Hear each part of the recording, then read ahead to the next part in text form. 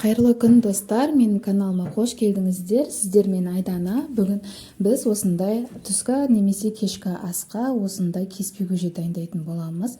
Қамырын барлығын жасалу жолын көрсететін боламын.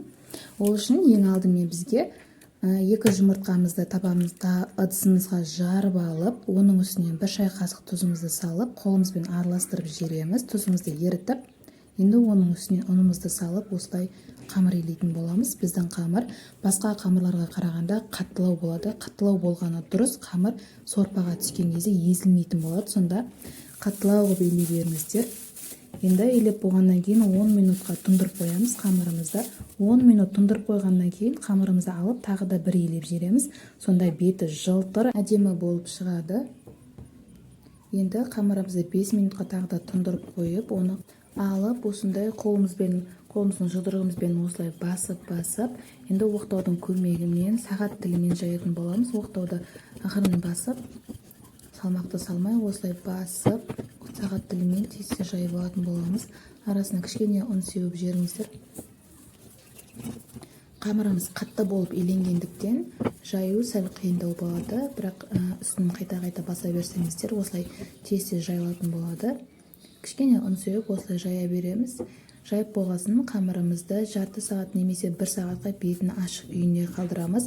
Қамырымыздың беті сәл қатаюы керек. Сонда туралған кезде бір-біріне жабыспайтын болады. Енді қамырымызды қойып, енді біз сорпамызды дайындайтын боламыз. Пиязымызды, етімізді және картоп сәбізімізді бәрін турап алып қуыратын боламыз.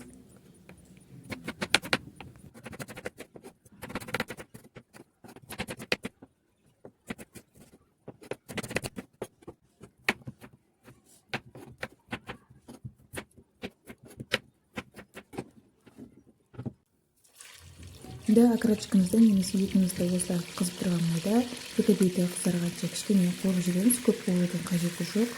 Осылай қуырып, кішкене бетін жауып қоямыз. 1-2 минутқа бетін жауып.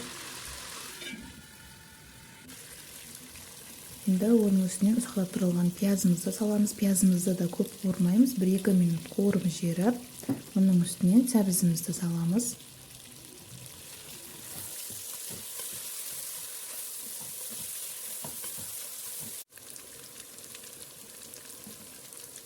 Сәбізімізді де салып, оны да 1-2 минут қуырып жібереміз. Көп қуырудың қажеті жоқ. Енді оның үстінен картопымызды саламыз.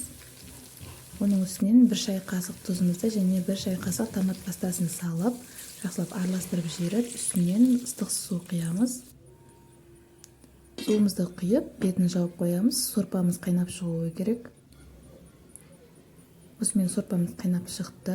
Енді осы қайнап тұрған кезінде дәмдеуіштерді салсаңыздар болады.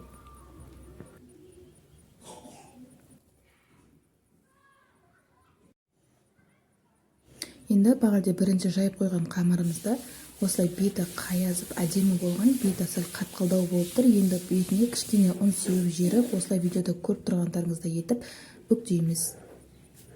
Қамыр қалың болып кетпеу үшін осылай екіге бөліп кесетін боламын.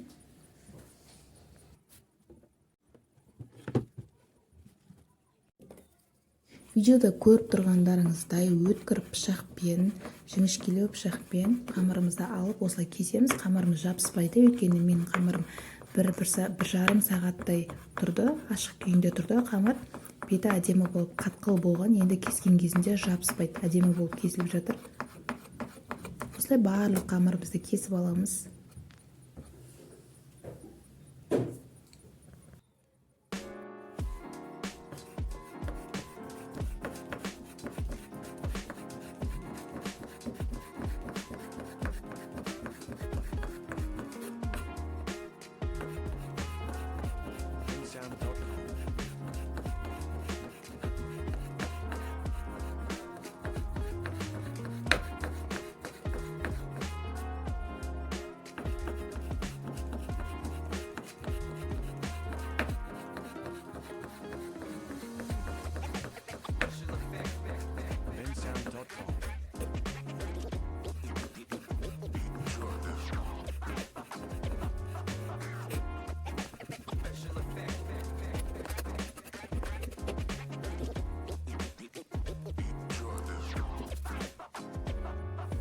Кеспеміздің бәрін кесіп шықтық. Енді қайнап тұрған сорпамыздың үстінен кеспемізді салатын боламыз.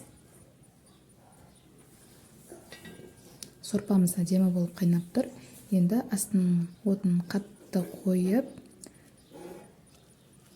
қамырымызды осылай салып, 5-7 минуттай уақытқа ғана қайнатып аламыз. Қатты отта тез пісіп қалады қамырымыз. Осымен біздің тамағымыз дайын болды. Қамырымыз езілмей, әдемі болып шықты. Осы рецептпен жасап көріңіздер, достар. Егер де менің каналыма тіркелмеген болсаңыздар, каналыма подписация батырмасын басып, тіркеліп, лайк басуды, комментария жазуды ұмытпаңыздар. Сіздермен Айдана ас болсын рецепті міндетті түрде жасап көріңіздер. Назарларыңызға рахмет.